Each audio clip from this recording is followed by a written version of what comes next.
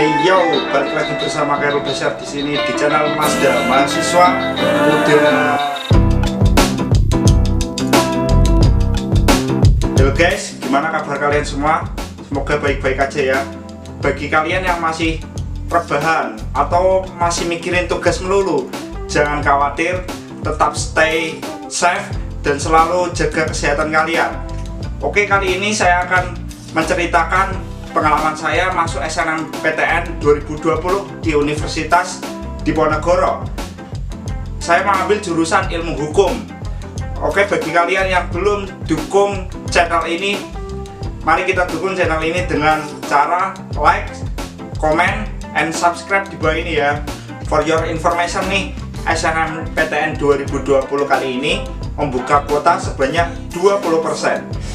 Untuk SBMPTN sendiri, PHLTMPT atau Lembaga Tes Masuk Perguruan Tinggi membuka peluang sebanyak 40% dan sisanya digunakan untuk ujian mandiri atau seleksi mandiri sebanyak kurang lebih 30%. Untuk itu, kalian harus mempersiapkan diri dengan sebaik mungkin dan sematang mungkin, karena itu dapat menunjang kalian masuk SNMPTN dengan hasil yang memuaskan. Kalian harus mempersiapkan dari semester 1 sampai dengan semester 5. Selain itu, kalian juga harus mempersiapkan diri dengan berbagai prestasi. Misalnya prestasi akademik atau mungkin prestasi non-akademik. Karena prestasi juga dapat menunjang kalian dalam proses masuk SNMPTN di tahun berikutnya. Bukan hanya nilai dan juga prestasi kalian yang dapat menunjang kalian masuk SNMPTN di tahun berikutnya, tetapi ada juga beberapa hal yang dapat mempengaruhi proses masuk seleksi SNMPTN di tahun berikutnya. Apa saja sih yang harus diperlukan saat kalian menghadapi SNMPTN? Langsung saja. Yang pertama, kalian harus melihat nilai grafik kalian dan juga nilai akreditasi sekolah kalian. Yang dimaksud dengan nilai grafik kalian adalah kalian harus melihat naik turunnya nilai kalian mulai dari kelas 1 SMA atau semester 1 sampai dengan semester 5. Nilai yang biasa dilihat oleh PHLTMPT adalah 6 nilai pokok yang ada di jurusan IPS, IPA, kejuruan maupun SLTA sederajat. Nilai 6 pokok tersebut adalah yang pertama bahasa Indonesia, yang kedua bahasa Inggris, yang ketiga matematika, dan 3 lainnya biasanya digunakan untuk melihat nilai pokok yang ada di setiap jurusan yang kalian pilih.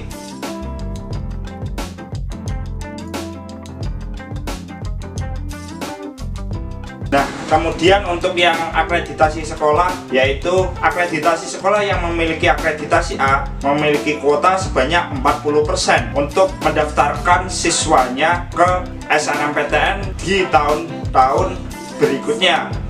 Yang dimaksud 40% di sini adalah 40% dari keseluruhan siswa yang ada di SMA atau SLTA yang kalian pilih atau kalian sekolah.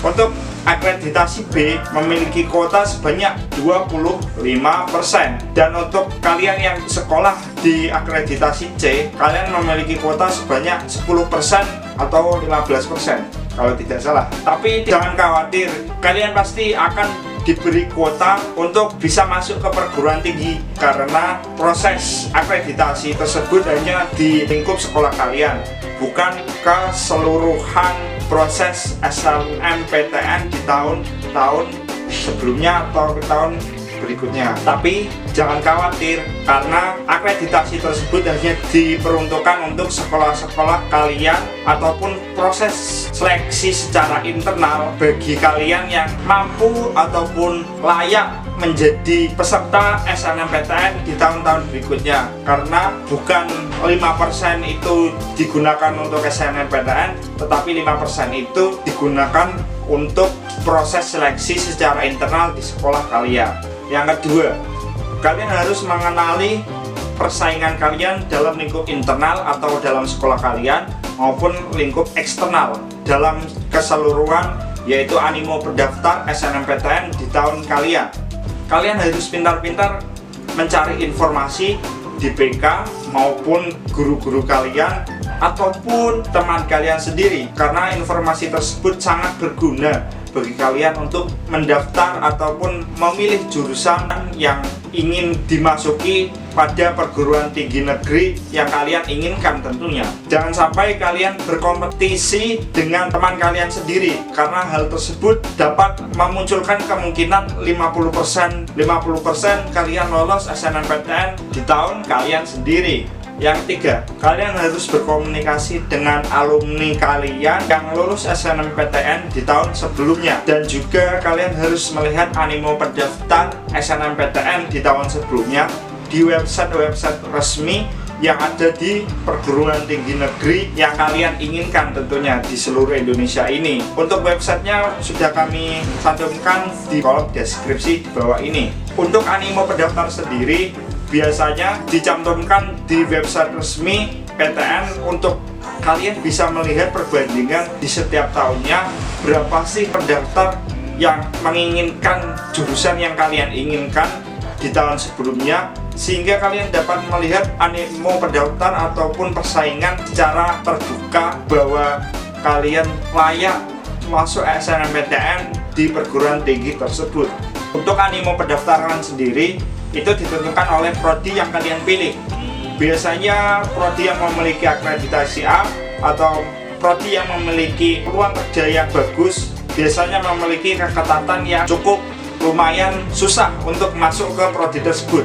Misalnya untuk jurusan IPA sendiri ada prodi kedokteran, untuk jurusan IPA sendiri ada prodi akuntansi. Nah, prodi-prodi tersebut adalah salah satu contoh prodi biasanya terketat untuk masuk ke perguruan tinggi negeri di seluruh Indonesia ini. Nah, untuk yang terakhir adalah kalian harus berdoa dan juga meminta restu dari orang tua kalian. Berdoa tanpa usaha itu adalah suatu kebohongan. Berusaha tanpa berdoa itu adalah suatu kesombongan. Maka dari itu kalian harus berusaha dan juga berdoa untuk menggapai sesuatu yang kalian inginkan. Tentunya dengan restu orang tua, kalian juga harus bisa memahami apa yang ingin kalian capai, dan juga kalian harus juga mendapat izin ataupun restu dari orang tua kalian bahwa untuk tahun berikutnya kalian ingin menjadi apa dan juga ingin sukses seperti apa tentunya.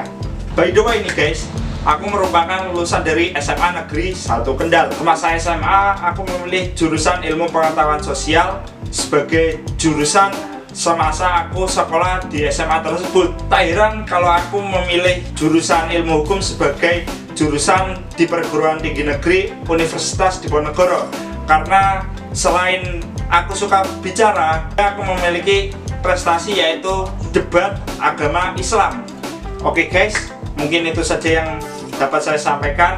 See you next video, semoga bermanfaat. Thanks for watching. Sekian.